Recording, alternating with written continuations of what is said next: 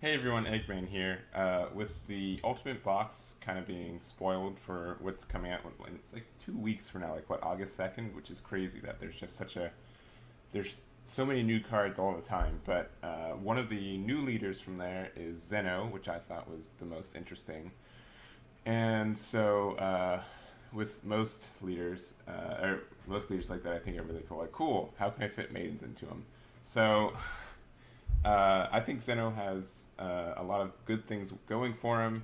I'm going to here's the deck list. Boom! But before you say anything, I do want to talk about a couple of cards that aren't in here, so people aren't just like, why isn't X card in here? This card's really good, and I want to talk about it. So first, if since we're doing Maidens, we're doing it's okay. So it's not true Maidens. It only has the Ribrianne chain in it, but first, let's just talk about what Zen-oh does. So, his permanent is you can only include cards that have a universe trait in it. So it does. It's kind of like the Goku, but instead of Universe 7, it's all universe. So all these cards are universe, and most of them are Universe 2. But we've got a couple of Universe 7 cards. I think this is Universe 3, and like 2 Universe 6 cards. When it attacks, it puts one card from, or two cards from the top of your deck into the warp, or not into the warp, into the discard pile, and then you draw one card. So it's kind of like that mirror leader, right? But this is just a leader card. I think that mirror was attacks anything. And then when your life is 4 or less, you can untap 2 energy and flip it over. And then there's Zen-oh, Ruler of Universe. He has the same place 2 cards from your top of your deck to drop here, draw 1. And then also, his active main is you choose 10 cards in your discard pile, send them to the warp, and then your opponent discards 2 cards. So, and that's kind of why, and maybe this isn't like Maidens, but I'm going to say it's Maidens because it has it, but this is kind of more like card destruction oriented, because you have a bunch of ways to discard cards from your opponent's hand, kind of drain them of their resources, and then they can't do anything, right? So yeah, and also it's not like Overwhelm where you have to choose, all your cards from your discard pile go to the warp. It's just 10 that you choose. So if you have 11 cards, you can choose 10, then you have 1 in there, and then you can do that again. Like if you get 10 in there next turn, you can play it again. So you can probably get this off like twice a game. After the first time, you're pretty much, after the first time with like some of this pressure on the board, you usually win. But there's the option to do a second time. Also, because it's up to 10. You choose 10. It's not like Overwhelm. But also,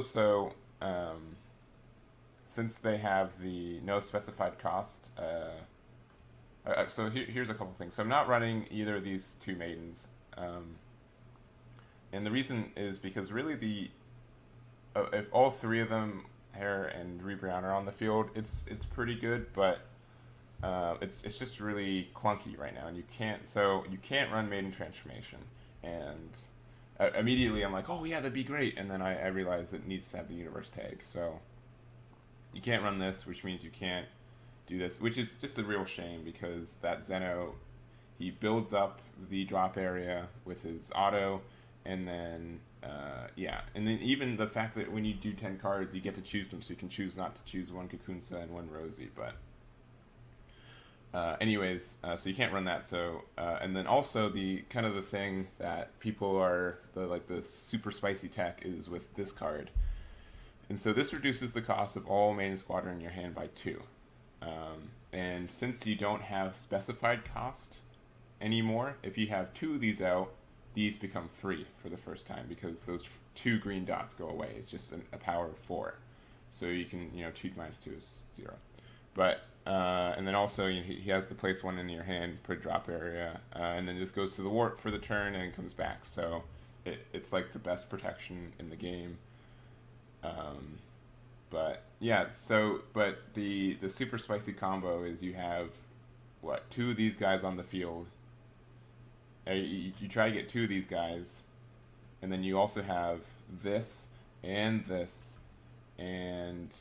Ribrianne, all this. It's just, you have to have all these cards in your hand. That's why it's so much worse than Maiden Transformation, because the argument I've been telling, people have been saying, like, why do you want to still play Maiden Transformation for 4 when you can play, all the Maidens for free? And the reason is, one, getting 2 of these guys consistently on turn 4 in general is pretty hard to do. And then having all the combo pieces in your hand and not your drop area, that it just seems too much of a just, you can't do it. To get any consistency off this, it's not worth it, especially because these 2 don't really do anything until you have the other 2 on the board. So even just summoning as many Rosies as you can, I don't think it's super worth it. I think people will try it out. I think, still the idea of being able to storm the board with as many of these guys as you can sounds really nice.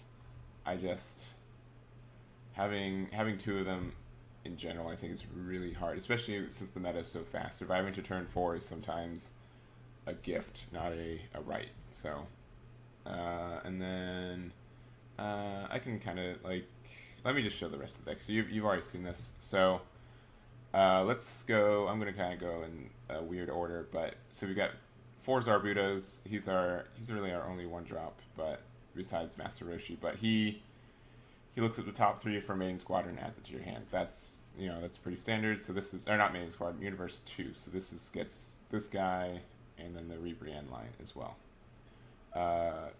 This guy is just a free blocker. From what I've been playing Maidens, he also gets the new super combo too. That's nice. Maidens kind of have a bit of an energy problem sometimes, just because you want to play 1, 2, 3, 4. You know what I mean? So just being able to have a free blocker at will is really nice, especially because you can search it. So yeah, that's why I run. He's actually pretty strong. I think people who don't run him should. Next up, we've got 2 Go Warrior Brianne. She is a barrier 2-drop, and when you play it, you look at the top 7 for Maiden Squadron. So you look at the top 7 for, you can look for her, you can look for in either of her transformations. So these guys are not Maiden Squadron, so you can't get them.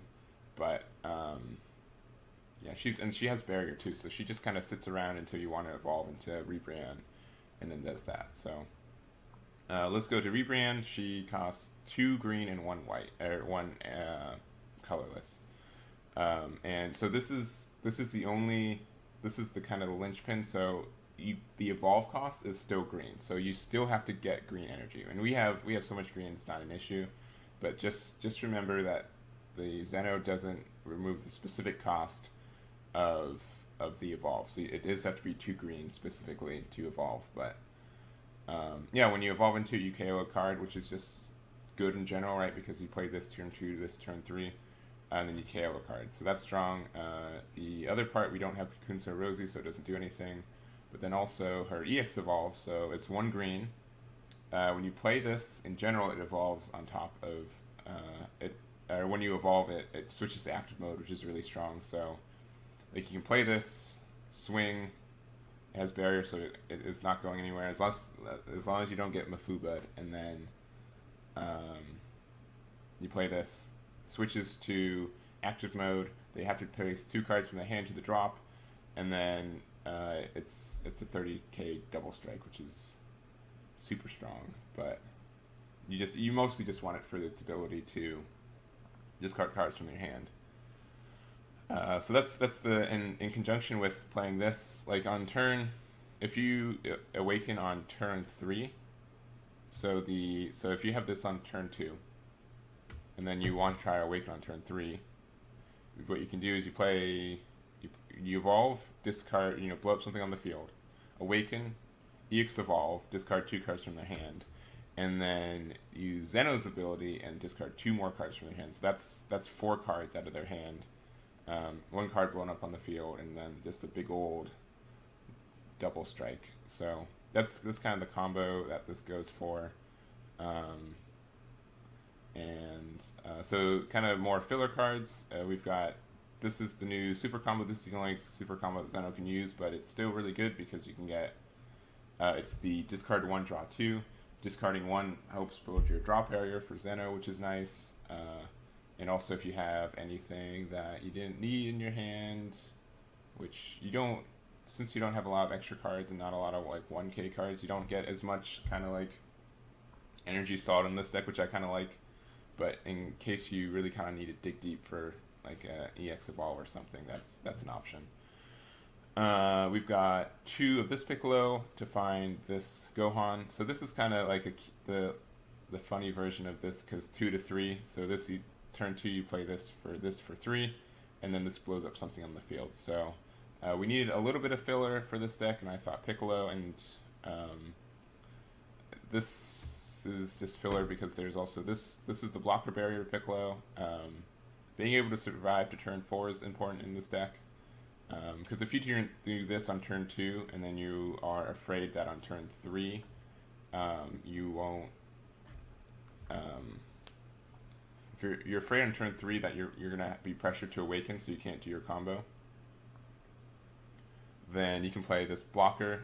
He sits there, he's blocker barrier, which is really nice, and then you can stall out the turn and then do your wombo combo next turn. So that's helpful. But also we have like this little Namekian archetype. So this guy is, you choose 1 Namekian from your hand, place it under the card, you draw 1 card, and it gains plus 10k in crit for the duration of the turn. We've got 12 Namekians. This is kind of just green filler, to be honest. The whole Namekian or Piccolo Namekian thing is just kind of extra cards to help the consistency of it. They're all green, which is helpful because we just need, I mean, if they're energy, that's good enough itself. This draws a card that's guaranteed to be green energy next turn if you need it. So that's where we kind of run this. If you don't get this guy off, that's totally fine. You just charge him. But yeah, and then also we have a couple of these are kind of win more, the Combo Killer Anilaza and Foreseeing Hit, just because they're both kind of alternative ways to get stuff out of your opponent's hands. So Anilaza, he gets to, whenever your opponent's combos, they choose 1 card in their hand, place in the drop area, use a double strike barrier, so that's super good. And then Hit is also double strike, and you play this card from your hand, your opponent reveals their hand, you choose 2 battle cards with 35k or less from their hand and send them to the warp.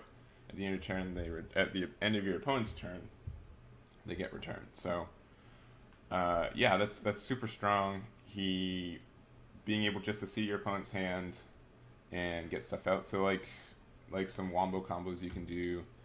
So you have this on turn 3 because you do 1, 2, 3. You don't awaken, so you play Foreseeing Hit. You discard 2 cards from their hand. Then you EX Evolve, discard 2 cards from their hand, and then you Zen-oh and you discard 2 cards from their hand. So really powerful there. That's 6 cards on turn 4 out of their hand. You've got 2 big old double strike guys, and yeah, it just seems super strong. And then lastly, we have our only negate. If we could run more negates, we would, but we can't. So it's Master Roshi. It's Master Roshi. Nobody does. So this is the deck. It's been a lot of fun. I think it's a kind of cool archetype to kind of just mess around with. The fact that you can play Foreseeing Hit and Ribrianne in the first deck is really nice, just because the specified cost is gone.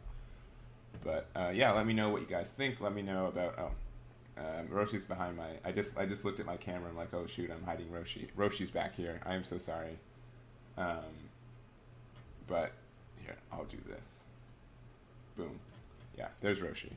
But yeah, thank you guys. This also wasn't like a secret thing for me to do. Like, man, I hope they watched till the end of the video. Let me just hide. What's this last card? What could it be? But yeah, this is the deck. Let me know what you guys think. Let me know if there's any universe cards that I forgot to add to this deck, and I will catch you guys next time.